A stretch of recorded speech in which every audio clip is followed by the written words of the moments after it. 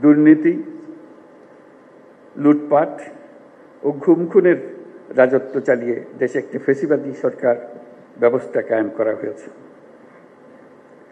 আজকের দিনে আমি শ্রদ্ধার সঙ্গে স্মরণ করছি জুলাই গণ অভ্যুত্থানের শহীদ ও আহতদের।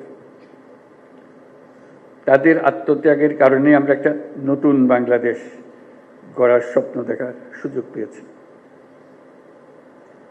এই সুযোগ আমরা কোনো ক্রমেই বৃথা হতে দেব না।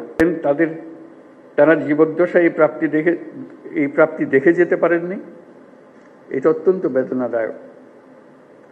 আজকের দিনে তাদের অবদানকে আমরা কৃতজ্ঞতার সঙ্গে স্মরণ করছি। স্বাধীনতা পদক প্রাপ্তদের স্বজন যারা আজ এখানে উপস্থিত আছেন, তাদের প্রতি আমার শুভেচ্ছা ও সহমর্মিতা জানাচ্ছি।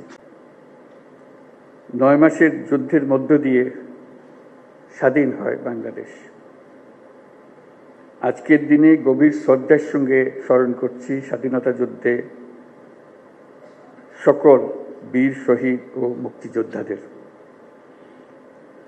1971 সালে স্বাধীনতা যুদ্ধের উদ্দেশ্য ছিল একটি ন্যায়ভিত্তিক সমাজ প্রতিষ্ঠা করা, যেখানে আইনের শাসন থাকবে, মানুষের মৌলিক মানবাধিকার নিশ্চিত হবে এবং একটা বৈষম্যহীন সমাজ প্রতিষ্ঠিত হবে।